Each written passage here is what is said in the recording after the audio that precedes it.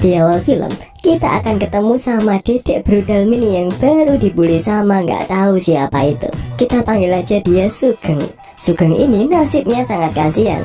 Udah rudalnya kecil malah dikeroyok di tempat karaoke. Tapi nggak habis di situ. Saat akan pulang, Sugeng lihat ke ruang karaoke yang kebuka.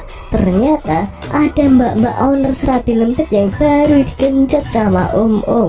Sugeng yang rudalnya kecil itu cuma bisa melongo. Apalagi mbaknya yang tahu Sugeng baru itu malah senyum-senyum manja, bikin Sugeng makin magereng. Hari berganti, Sugeng yang baru aja bangun tidur langsung turun ke ruang tamu untuk menyambut kedatangan Mas Pono dan istri barunya. Tapi belum apa-apa, Sugeng lagi-lagi bernasib sial. Ia dimarahi-marahi oleh Pono karena telat menyambutnya. Untung aja nih, masih ada ayahnya yang membela. Tapi sayang, Mas Pono justru berdebat dengan ayahnya hingga harus menyelesaikan masalah itu di luar berdua saja. Istri Mas Pono, si Siti, yang ditinggal di sana langsung naik ke kursi di sebelah si Sugeng. Berbeda dengan suaminya, Siti ini tampak begitu perhatian dan baik hati pada Sugeng. Ia meminta maaf atas perbuatan suaminya. Sugeng pun memaafkan walau tidak ikhlas. Bukan karena ulah kakaknya, namun ia tuh teringat pada Siti yang ternyata adalah teman SMA-nya dulu. Dulu, ia tuh pernah dibully sama Siti. Masalahnya masih sama, rudalnya terlalu mini. Malam menjelang, sesuai tradisi pengantin yang masih hangat, Mas Pono dan Siti pun siap untuk anget-angetan.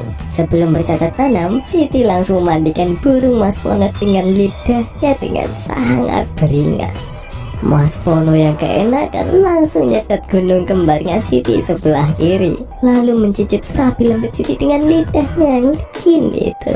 Gak perlu waktu lama, mereka pun langsung bercocok tanam dengan riang gembira. Mas Pono terus genjot dengan kerasnya. Tapi sayang, mereka harus berhenti setelah menyadari ternyata Sugeng tuh baru ngintip. Sementara itu, Sugeng terus terbayang pergenjotan duniawi Mas Pono dengan istrinya.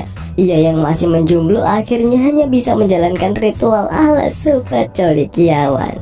Pagi menjelang, hari ini adalah hari yang spesial karena ayah akan memperkenalkan calon istri barunya. Mereka pun menunggu sembari ngebully Sugeng yang mereka yakin pasti semalam ngocok batang. Ranting, saya kecil ya, ranting. Dan waktu yang dinanti akhirnya tiba. Ayah datang bersama calon istri yang bernama Tune. Sugeng awalnya tidak begitu memperhatikan, namun ia tuh kaget banget setelah ia ingat bahwa si Tune ini ternyata itu adalah mbak-mbak yang bercocok tanam di karaoke kemarin tuh loh. Masih inget tuh? Ya yang itu, Sugeng memilih untuk diam dan mereka pun lanjut makan bersama. 아빠와 형 모두 행복해. Malam telah tiba. Ternyata burung ayah tuh nggak bisa berhenti berkicau sehingga malam itu Tune tidur di rumah. Nggak perlu diragukan lagi ya, ayah yang sudah profesional dan Tune yang telah berpetualang kemana-mana ini lebih variatif dalam bercocok tanam mestinya. Mulai dari gaya anjing hingga gaya kucing mereka lakukan semuanya. Dan lagi-lagi Sugeng tuh ngintip ayah dan calon ibunya ini. Namun bukannya berhenti, Tune justru tersenyum manja pada Sugeng sembari terus digenjot oleh ayah hingga akhirnya burung ayah meludah. Usai meludah, burung ayah langsung dibersihkan oleh Tune dengan lidahnya. Waduh. Hari berganti, Sugeng yang baru aja pulang kuliah lagi-lagi hanya bisa menahan kicauan burungnya saat tahu laki-laki ayah dan Mas Pono sedang bercocok tanam siang-siang. Senja sudah siap datang. Sugeng yang hendak nongki terpaksa membatalkan diri karena disuruh ayah dan Mas Pono untuk jagain istri mereka di rumah. Mereka berdua hendak pergi ke Sleman untuk ngurus persiapan pernikahan ayah. Waktu terus berlalu. Sugeng yang baru aja pulang dari nongki langsung dimarah-marahi oleh Siti karena tidak menjaganya. Tapi ternyata nggak hanya itu. Siti memberitahu info di TV yang memberitakan bahwa ayah dan Mas Pono tewas dalam kecelakaan. Hati Sugeng begitu terpukul. Hari-harinya terasa semakin berat karena ia harus menjagain si Siti dan Tune. Belum lagi Tune dan Siti selalu memarahinya atas semua yang terjadi. Hingga suatu hari, seseorang yang mengaku pengurus ahli waris datang ke rumah untuk menyampaikan bahwa penerima waris adalah si Sugeng. Tapi pengurus ahli waris itu juga berkata bahwa Tunik dan Siti yang berhak mendapatkan jatah sebagai tanggung jawab moral. Sugeng pun cuma diam. Malam menjelang, tak disangkanya Siti sudah ada di atas Sugeng. Dengan manjanya, dia menggenjot si Sugeng ini. Mungkin karena ingin jatah warisan apa ya? Tapi kalau dilihat-lihat nih ya, ini tuh angle yang suka nih, karena serasa kita yang baru bercocok tanam nih. Mantap nih, kita lihat dulu ya. Semakin lama genjotan Siti semakin keras dan ia semakin beringas, hingga akhirnya burung Sugeng meludah dan ia pun langsung terbangun dari mimpinya. Uladala. Menyadari sembaknya sudah penuh bercak, ia langsung mencucinya di wastafel kamar mandi. Tapi ternyata ia ketahuan oleh Siti. Siti pun langsung memarahinya habis-habisan hingga membuat Sugeng langsung keluar dari rumah untuk cari angin. Sementara itu, Siti langsung menelpon seseorang yang sepertinya menjadi alasan Sugeng selalu dimarah-marahi. Kembali pada Sugeng, ternyata anginnya ketemu di bangku pinggir jalan. Karena sudah dapat angin, ia pun hendak bergegas balik. Tapi sayang, ia justru menabrak dedek gemes tetangganya yang bernama Itili. Karena merasa bersalah, Sugeng pun akhirnya mentraktir Itili ini satu kaleng ciu. Ternyata Itili juga sedang bermasalah dengan keluarganya. Mereka pun saling curhat ke sana kemari bersama untuk mencari solusi. Hingga akhirnya si Itili ini yang terlalu kelelahan digendong Sugeng pulang sampai ke dalam kamar Itili.